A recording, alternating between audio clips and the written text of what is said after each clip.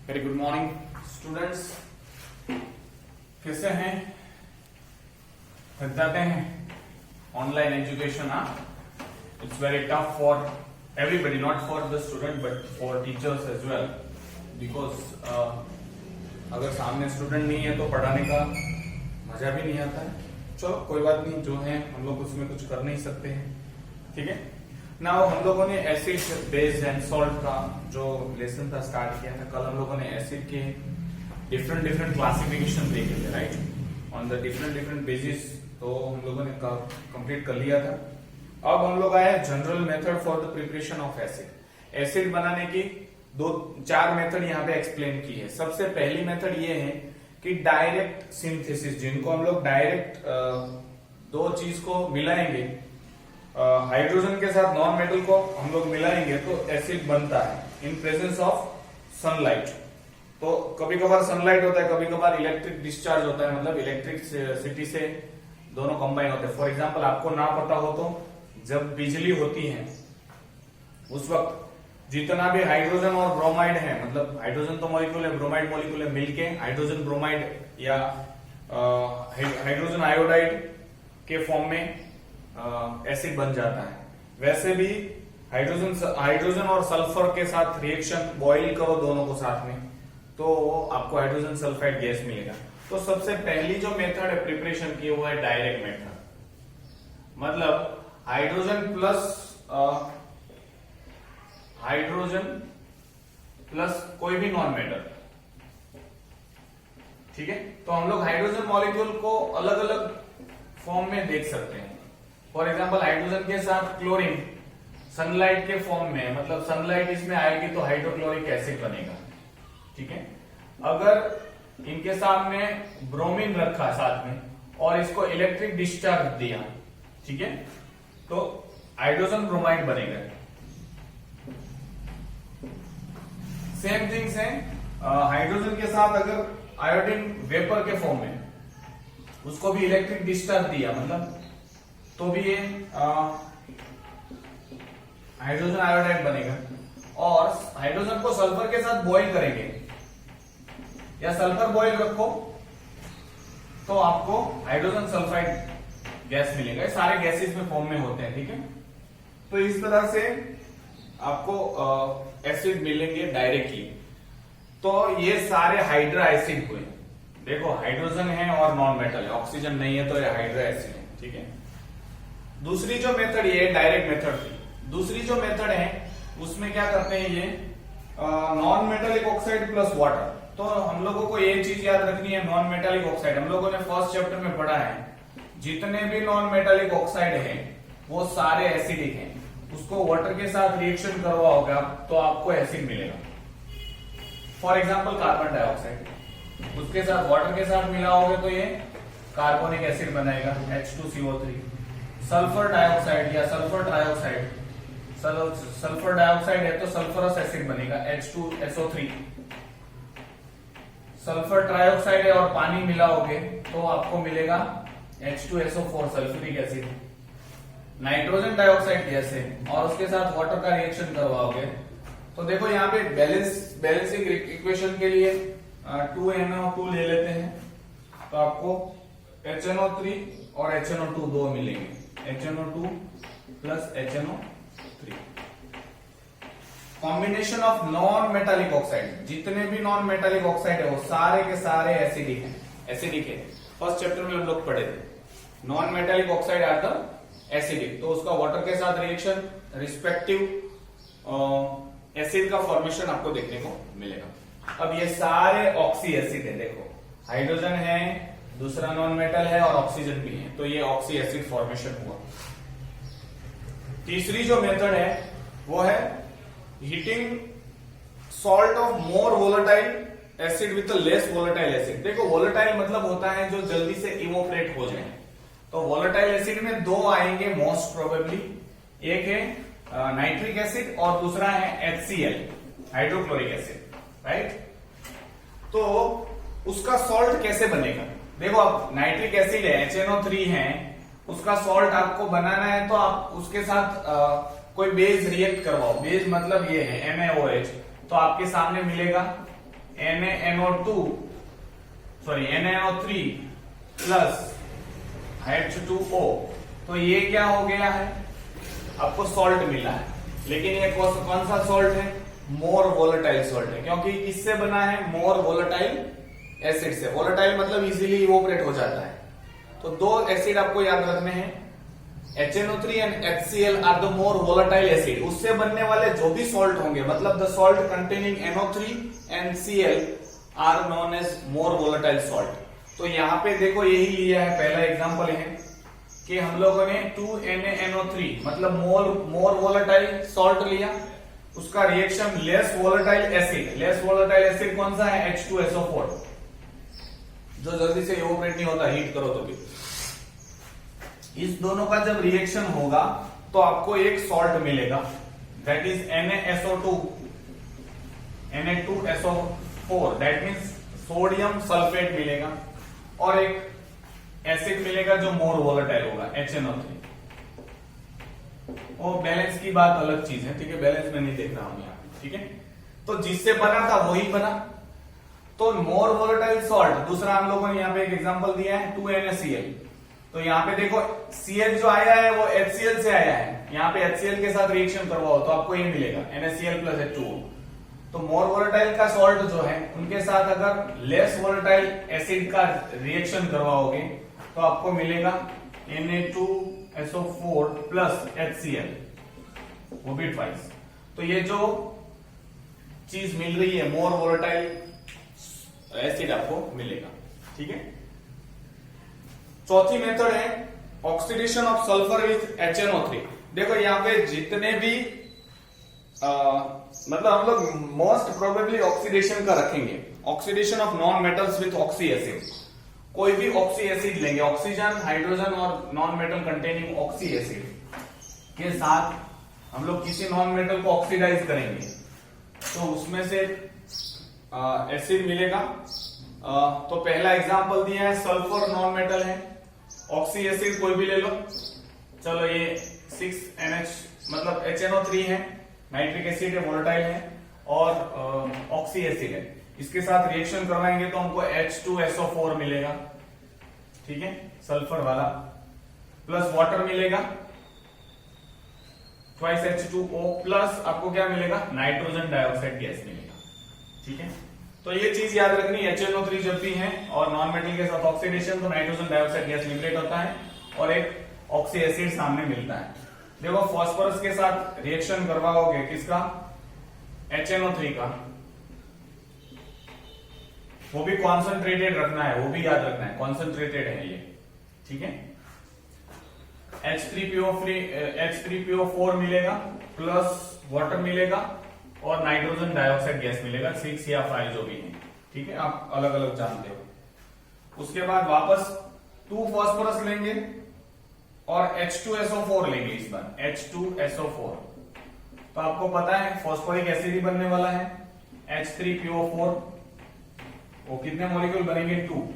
तो normal situation में अगर आप ये सोचेंगे तो 5SO2। जब आपने सल्फ्यूरिक एसिड लिया तो सल्फर डाइऑक्साइड गैस मिला, जब आपने HNO3 लिया तो नाइट्रोजन डाइऑक्साइड गैस मिला। ये चीज याद रहे, क्योंकि ऐसे रिएक्शन पूछते हैं, मतलब यही नहीं पूछते हैं, तो आपको थोड़े जनरलाइज आइडिया होने चाहिए, ठीक है। ऑक्सीडेशन में, प्रिपरेशन में ऐसा होता है, और कॉन्सेंट्रेटेड लिखा हो, ठीक है, थोड़ा बहुत आपको भी ध्यान रखना पड़ेगा। नाउ जनरल प्रॉपर्टी बहुत इंपॉर्टेंट है आपके लिए, ये शायद एक आध रिएक्शन इसमें से अगर चांसेस है पूछने के रिएक्शन शायद पूछ सकते हैं, ऐसा जरूरी नहीं कि यही पूछेंगे, ठीक है। नाउ टेस्ट आपको पता है, एसिड इज आपको कल ही हम लोगों ने पढ़ा था कि जो भी एसिड है वो सोर टेस्ट में होते हैं, मतलब खट्टे होते हैं, तो शार्प सोर टेस्ट होता है। इफेक्ट ऑन इंडिकेटर्स, एसिड का इंडिकेटर्स मतलब ऐसे बहुत सारी चीजें हैं जो इंडिकेट करती है एसिड है कि बेसिक है, उसको इंडिकेटर बोलते हैं। तो यहाँ पे सबसे पहली है ब्लू लिटमस पेपर, ये तो सब छोटे बच्चे को ही आ जाएगा। ब्लू लिटमस पेपर कैसा हो जाएगा, रेड। अब देखो येलो मिथाइल ऑरेंज सॉल्यूशन होता है, yellow methyl orange, methyl orange है मतलब ऑरेंज मत कर देना, येलो कलर का होता है मिथाइल ऑरेंज सॉल्यूशन, उसको वो पिंक कर देता है, ठीक है। और फिनोक्सेलिन जो पिंक होता है वो कलरलेस हो जाता है, पिंक फिनोक्सेलिन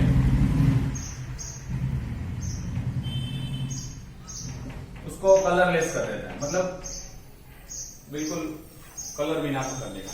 आपने टाइट्रेशन देखा होगा बहुत बार, बच्चे क्या करते रहते हैं, ऐसा कॉनिकल फ्लास्क लेते हैं, याद हो तो लैब में और कहीं पे पिक्चरों में भी देखा होगा, कुछ अंदर होता है और बड़ी सी ऐसी ट्यूब होती है, उसमें यहाँ पे वेल्व होता है, थोड़ा चालू रखते हैं और फिर ऐसा ऐसा घुमाते रहते हैं, थोड़ी देर के बाद लाइट पिंक कलर आ जाता है। So that is this phenolphthalein. Phenolphthalein क्या करते हैं, हमको कैसे पता चलेगा कि एसिड ने बेस को न्यूट्रलाइज कर लिया, जितना एसिड था उतना ही बेस डाला है। तो उनके लिए क्या कर सकते हैं, या तो ये मेथड कर सकते हैं, इसमें एसिड ये फिनोक्सेलिन कलरलेस कर देगा, इसमें बेस डालो और फिनोक्सेलिन डालो, एसिड धीरे धीरे धीरे धीरे इसमें ड्रॉप बाय ड्रॉप डालो, जितना बेस है उतना एसिड जब तक आएगा तो वो पिंक का पिंक ही रहेगा।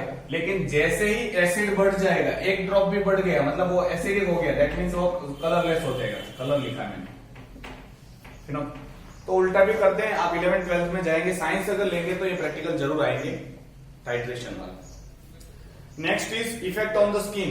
स्किन पे इफेक्ट बहुत जबरदस्त होते हैं। अगर सल्फ्यूरिक एसिड गिर जाता है हाथ पे तो आपकी स्किन ब्लैक हो जाएगी, अगर नाइट्रिक एसिड गिरता है तो स्किन येलो हो जाती है, और अगर हाइड्रोक्लोरिक एसिड गिरता है मतलब कॉन्सेंट्रेटेड फॉर्म में तो आपकी स्किन एम्बर कलर की हो जाएगी। एम्बर मतलब आपने बॉटल जनरली देखे होंगे, दवाई के बॉटल आते हैं ना कांच के, जिनको हम लोग क्या बोलते हैं, रेडिश ब्राउन कलर के होते हैं। जनरली हमारे दिमाग में जो दवाई की बॉटल जो कलर आता है वो वही आता है, मतलब ब्लैक टाइप कलर होता है, मतलब रेड डार्क रेड होता है, ब्राउन डार्क जो भी आप समझो, उसको एम्बर कलर बोलते हैं। तो अगर HCl गिरा है तो एम्बर कलर, तो black H2SO4, HNO3 yellow colour कर देगा स्किन का, और HCl एम्बर कलर कर देगा। सारे मिनरल एसिड कोरोसिव नहीं होते, कोरोसिव मतलब खरोच लेना या वहां पे इचिंग होना, सारी चीजें निकाल देना, that is corrosion. For example carbonic acid है, वो इतना ज्यादा भयंकर नहीं है क्योंकि वो हम लोग सॉफ्ट ड्रिंक में भी डाल के पीते हैं। फॉर एग्जाम्पल हम लोग ऐसा सोचते हैं कि थम्स अप में एसिड नहीं आता है, तो एसिड के फॉर्म में आता है, ठीक है, वो चीज आपको याद रखनी है। सॉफ्ट ड्रिंक में कार्बोनिक एसिड आता है H2CO3, तो वो कुछ ना कुछ नुकसान तो करेगा क्योंकि एसिड है, ठीक है। So be careful about the drinking of soft drink. उनका उससे अच्छा है नारियल का त्रोपा पी लो, आपको बहुत सारी एनर्जी मिलेगी, आपकी स्किन ग्लो करेगी, क्योंकि हम लोग पढ़ चुके हैं साइटोकाइन, कौन सा था, ऑक्सिन जिब्रेलिन साइटोकाइनिन। तो साइटोकाइनिन जो है वो ज्यादा होता है कोकोनट वाटर में, या उनकी जो मलाई होती है उसमें तो नहीं होता है, कोकोनट वाटर में ज्यादा होता है। तो वो क्या करेगी, साइटोकाइनेसिस कराएगी, मतलब सेल डिवीजन करेगी तो नई स्किन आ जाती है, मतलब ऐसा लोग बोलते हैं। साइंटिफिक भी प्रूव है कि आप मतलब त्रोफा पीते हो तो क्यों ताजे माजे हो जाते हैं, मतलब फ्रेश क्यों हो जाते हैं, क्यों, it promotes cell division. Now effect of electric current. देखो मोस्ट ऑफ द एसिड, जितने भी मिनरल एसिड है, मिनरल एसिड तो तीन ही है, H2SO4, HNO3, hydrochloric acid. All aqueous solution of mineral acid are good conductor of electricity. पानी में हम लोग पढ़ेंगे आगे जब मेटलर्जी आएगा, तो हम लोग पानी गुड कंडक्टर, मतलब जो भी हम लोग इलेक्ट्रोलाइट रखेंगे उसको ज्यादा इलेक्ट्रिसिटी कंडक्ट करवाने के लिए हम लोग क्या करते हैं, उसमें एसिड डालते हैं, एसिडिफाइड वाटर कर देते हैं, ताकि फटाफट क्या हो, इलेक्ट्रिसिटी पास हो। तो all mineral acid are good conductor, मतलब they are electrolyte, they can conduct electricity, they decompose. जब इलेक्ट्रिसिटी उस सॉल्यूशन में से पास करेंगे तो वो डिकम्पोज हो जाएगा, डिकम्पोज मतलब टूट जाएगा।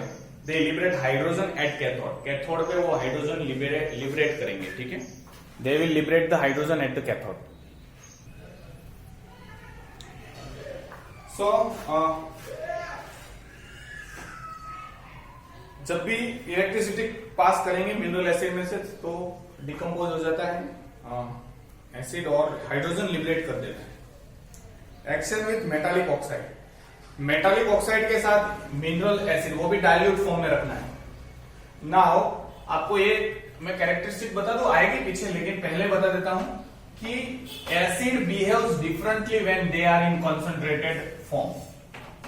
मतलब सबसे पहले नाइट्रिक एसिड की बात करें तो ऑक्सीडाइजिंग एजेंट है, अगर कॉन्सेंट्रेटेड फॉर्म में लोगे तो ऑक्सीडेशन करेंगे, एसिड की तरह बिहेव नहीं करेंगे। एसिड मतलब क्या होता है कि जो हाइड्रोजन आयन दे, हाइड्रोनियम आयन दे वो, लेकिन वो कॉन्सेंट्रेटेड फॉर्म में नहीं, डाइल्यूट फॉर्म में देते हैं। ठीक है, तो हम लोग यहाँ पे जो रिएक्शन पढ़ने वाले हैं या जितनी भी रिएक्शन है, acid behave as a acid in the form of dilute, dilute form में ही वो एसिड एज ए, मतलब एसिड है वो एसिडिक बिहेव करेगा। अगर कॉन्सेंट्रेटेड फॉर्म में है तो मैंने HNO3 ऑक्सीडाइजिंग एजेंट के फॉर्म में काम करेगा, सल्फ्यूरिक एसिड डिहाइड्रेटिंग एजेंट के फॉर्म में काम करेगा, वो हम लोग पीछे आएगा पीछे, इसलिए मैं आपको पहले से बता दे रहा हूं। Fifth, metallic oxide that is MO plus dilute acid, मतलब एसिड को लेंगे लेकिन डाइल्यूट। तो देखो कभी भी मेटालिक ऑक्साइड, जितने भी मेटालिक ऑक्साइड है सारे बेस है, तो क्या प्रोड्यूस करेंगे, सॉल्ट प्लस वाटर। चाहे कोई भी एसिड ले लो आप, मेटालिक ऑक्साइड स्टार्ट करते हैं Na2O सोडियम ऑक्साइड, प्लस कोई भी एसिड ले लो HCl, डाइल्यूट फॉर्म में, नॉट इन कॉन्सेंट्रेटेड फॉर्म, तो आपको यहाँ पे NaCl2 मिल जाएगा, मतलब वो बैलेंस करना पड़ेगा, प्लस वाटर, कोई भी ऑक्साइड ले लो आप। ठीक है, सो मेटालिक ऑक्साइड बहुत सारे हैं, यहाँ पे दूसरा भी दिया है, कॉपर ऑक्साइड भी दिया है, और उसका कोई किसी के साथ भी H2SO4 के साथ चलो कर देते हैं, तो आपको कॉपर सल्फेट मिलेगा, CaSO4 प्लस वाटर मिलेगा। So when metallic oxide react with acid, dilute acid, it always form salt and water. Second reaction भी ऐसी है, मेटालिक हाइड्रोक्साइड, कोई भी मेटालिक हाइड्रोक्साइड के साथ एसिड डाइल्यूट फॉर्म में रिएक्ट करेगा तो सेम प्रोडक्ट मिलेगी हमको, सॉल्ट प्लस वाटर। चलो देख लेते हैं, metallic hydroxide, sodium hydroxide metal है, मेटालिक हाइड्रोक्साइड है मेटल और हाइड्रोक्साइड, डाइल्यूट एसिड HCl डालते हैं डाइल्यूट के फॉर्म में, तो आपको मिलेगा NaCl, salt plus water. Potassium hydroxide के साथ आप HNO3 का रिएक्शन करवाओ, वो भी डाइल्यूट फॉर्म में, तो आपको मिलेगा potassium nitrate, that is the salt plus water. तो once again metallic oxide plus dilute acid give salt and water. ठीक है, तो ये दोनों जनरलाइज टर्मिनोलॉजी हो गई, मेटालिक ऑक्साइड हो या मेटालिक हाइड्रोक्साइड हो, दोनों डाइल्यूट एसिड के साथ रिएक्ट करके एक ही प्रोडक्ट बनाएंगे, that is the salt and water. ये आपको पता होनी चाहिए, right. Next is metallic carbonate, metallic carbonate के साथ एसिड, डाइल्यूट एसिड फॉर्म होगा, जब रिएक्शन करेगा तो it will produce salt plus water plus carbon dioxide. तो कार्बोनेट होगा तो कार्बन डाइऑक्साइड लिबरेट होगा, अदरवाइज कोई भी हाइड्रोक्साइड या ऑक्साइड हो मेटल, वो सॉल्ट प्लस वाटर, तो ये भी सॉल्ट प्लस वाटर बना रहा है, लेकिन एक्चुअली कार्बोनेट है इसलिए कार्बन डाइऑक्साइड रिलीज करवा रहा है। फॉर एग्जांपल देखो, पोटेशियम कार्बोनेट है, उसके साथ HCl का रिएक्शन करवाते हैं डाइल्यूट के फॉर्म में, तो आपको मिलेगा KCl, वो भी twice, plus H2O plus CO2, तो यहां पे देखो आपको कार्बन डाइऑक्साइड मिला है। तो ऐसे दो तीन रिएक्शन यहाँ पे दी है, पोटेशियम बाइकार्बोनेट है तो भी, मतलब कोई भी कार्बोनेट हो, फॉर एग्जांपल KHCO3 वो पोटेशियम बाइकार्बोनेट के साथ हाइड्रोक्लोरिक एसिड, वापस क्या पोटेशियम क्लोराइड बनेगा, दैट इज KCl बनेगा, प्लस वाटर बनेगा H2O, क्योंकि दो H बन गए, एक और एक O उसमें से निकल जाता है, तो क्या बनता है CO2। तो ये चीज आपको देखने को मिलेगी, metal carbonate plus acid dilute form में होना चाहिए, salt plus water plus carbon dioxide, ये बहुत सिंपल फॉर्म में है। इसके जैसी ही है मेटल सल्फाइड, ठीक है। नेक्स्ट रिएक्शन जो है वो है मेटालिक सल्फाइड। सल्फाइड मतलब SO3।